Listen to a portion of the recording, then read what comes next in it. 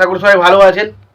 তো বন্ধুরা, এখন যে ছবিটার বিষয়ে কথা বলবো সেই ছবিটার নাম হচ্ছে বলো না তুমি আমার, যেটা 2010 সালে রিলিজ করেছিল। ছবিতে অভিনয় করেছিলেন সাকিব খান। তখন এটা দেব এবং কোয়েলের বলো না তুমি আমার নয়, দেব কোয়েলের বলো না তুমি আমার। ওই সিনেমাটা আমার খুব ভালো, ওটা খুব কমেডি সিনেমা, গানগুলো খুব ভালো ছিল। তো এখন আমি সেই সিনেমাটাকে নিয়ে কথা বলবো না, আমি এখন বলবো সাকিব খানের বলো না তুমি আমার সিনেমাটা নিয়ে, যেখানে আমরা সাকিব খান এবং তার পাশাপাশি ধরুন নায়িকা হিসেবে পাই অনিকা কবির শখ, এদেরকে পাই। তো সেই সিনেমাটাকে নিয়ে এখন কথা বলবো। সেই ছবিটা এবং বলো না তুমি আমার দেবের ছবি পুরোপুরি আলাদা। গল্প কিছুটা সিমিলারিটির মতো লাগলেও কিন্তু গল্প কিন্তু পুরোপুরি ধাঁচটা পুরোপুরি আলাদা। তো আমরা এখানে প্রথমত দেখতে পাই যে বলো না তুমি আমার সিনেমাটাতে মিশা সওদাগরের ক্যারেক্টারটা, সে বিয়ে করতে চায় নায়িকার ক্যারেক্টারটাকে, এবং সেই কারণে এই নায়িকার বাবার নাম হচ্ছে প্রবীর মিত্র ক্যারেক্টারটা প্লে করেছে। সে তখন কি বাধ্য হয়ে তার মেয়েকে ব্যাংককে পাঠিয়ে দেয়, এবং দেখা যায় যে সাকিব খানের মামা সে কিছু ঋণ করেছে এবং ঋণের দায়ের জন্য সাকিব খানকে ব্যাংককে আসতে হয় 2 বছরের জন্য। এবং 2 বছর যে সে কাজ করে এবং তার যে একটা ব্যবসার অংশীদার থাকে, সে তখন 20 লক্ষ টাকা সেখান থেকে ছেড়ে দিয়ে পালিয়ে যায়। এবং পরবর্তী সময় সাকিব খান তাকে ধরা হলে আবার তার সাথে মার্কেট টাকাটা নেয়।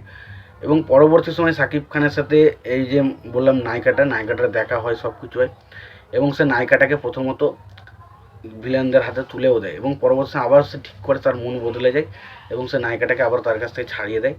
এবং পরবর্তী সময় সে আবার দেশে ফিরে আসে। দেশে যখন সে ফিরে আসে, দেখেছে তার মামাকে গ্রেপ্তার করা হয়েছে টাকার জন্য, এবং পরবর্তী সময় সে টাকার প্রয়োজন হয় খুব। তখন সাকিব খানকে মিশা সওদাগরের যে ভিলেনের দল, তারা কিন্তু সাকিব খানকে টাকাটা দেয় এবং তার পরিবর্তে তাকে মেয়েটাকে মানে এই দেশে ফিরিয়ে নিয়ে আসার কথা বলে। এবং তার ফলে সাকিব খানও সেখানে যায় এবং সেখানে গিয়ে মেয়েটার সাথে তাকে ফিরিয়ে নিয়ে আসার জন্য তার সাথে ভালোবাসার একটা সম্পর্ক খেলে, এবং আস্তে আস্তে তার সাথে একটা ভালোবাসা তৈরি হয়ে যায়। এবং শেষ পর্যন্ত সাকিব খান কি মেয়েটাকে দেশে ফিরিয়ে নিয়ে আসে, এবং দেশে ফিরিয়ে নিয়ে এলেও সে কি মিশা সওদাগর এই যে ভিলেনগুলোর ক্যারেক্টার হাতে এদের হাতে কি তুলে দেয়, সেটা জানতেই সিনেমাটা দেখতে হবে, যেটার নাম হচ্ছে বলো না তুমি আমার। তো এই সিনেমাটার বিষয়ে যদি প্রথমত কথা বলি, সিনেমাটার আগে দেখে নিই ছবিটার পরিচালক প্রযোজক কারা ছিলেন, ছবিটার গল্প কেমন ছিল, ছবিটার বক্স অফিস থেকে কত টাকা আয় করেছিল, সেই বিষয় নিয়ে ডিটেলসে দেখে নিই। তো ছবিটার পরিচালক হচ্ছেন এম.বি. মানিক, ছবিটার প্রযোজক হচ্ছেন খোরশেদ আলম, ছবিটার চিত্রনাট্যের কাজ করেছেন এম.বি. মানিক, ছবিটার কাহিনী লিখেছেন কাসাম আলী দুলান, ছবিটার সুর হিসাবে কাজ করেছেন আলী আকরম শুভ। ছবিটার রান টাইম ছিল হচ্ছে 166 মিনিট মতো। ছবিটার বাজেট ছিল প্রায় 1 কোটি টাকার মতো, 1 কোটি টাকা বাজেটের ছবি, এবং ছবিটা বক্স অফিস থেকে 1.5 কোটি টাকার মতো আয় করেছিল।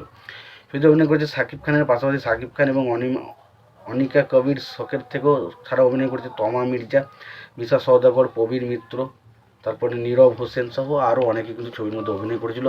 তো ছবির মধ্যে কমেডিটা দারুণভাবে ওয়ার্ক করে। এই ছবিতে কমেডি যে কটা রয়েছে আমার কাছে কিন্তু দারুণভাবে মজা লেগেছিল। ছবিতে বেশ কিছু অ্যাকশন সিন রয়েছে যেগুলো কিন্তু বেশ ভালো। ছবির গল্পটা ঠিকঠাক, খুব একটা এক্সট্রাঅর্ডিনারি গল্প কিছু না, তবে গল্পটা কিন্তু ঠিকঠাক লাগে। পাশাপাশি ছবিটাতে সাকিব খানের সাথে যে নায়িকাটা রয়েছে তার মধ্যে যে কেমিস্ট্রিটা ফুটে ওঠে, এটা কিন্তু বেশ ভালো। ছবিতে প্রায় 5টার উপরে গান রয়েছে এবং প্রত্যেকটা গানই কিন্তু ঠিকঠাক, খুব খারাপ না। এবং যেহেতু আমি দেখুন এই গানগুলো আমার কাছে শোনা নয়, নতুন গান, তো আমার কাছে একটা ঠিকঠাক গান মনে হয়েছে, ভালোই লেগেছে। তো ওভারঅল সিনেমাটা কিন্তু বেশ ভালো একটা সিনেমা। যদি না দেখে থাকেন অবশ্যই সিনেমাটা দেখতে পারেন। আর সিনেমাটা যদি দেখে থাকেন আপনাদের কেমন লেগেছে সিনেমাটা জানাতে ভুলবেন না। ভিডিওটি ভালো লেগে থাকলে লাইক কমেন্ট শেয়ার করে দেবেন। চ্যানেলটা নতুন হয়ে থাকলে অবশ্যই আমার চ্যানেলটা সাবস্ক্রাইব করে নিয়ে পাশে বেল আইকনটা অবশ্যই প্রেস করে দেবেন। ভালো থাকবেন, সুস্থ থাকবেন, দেখা হচ্ছে পরের ভিডিওতে।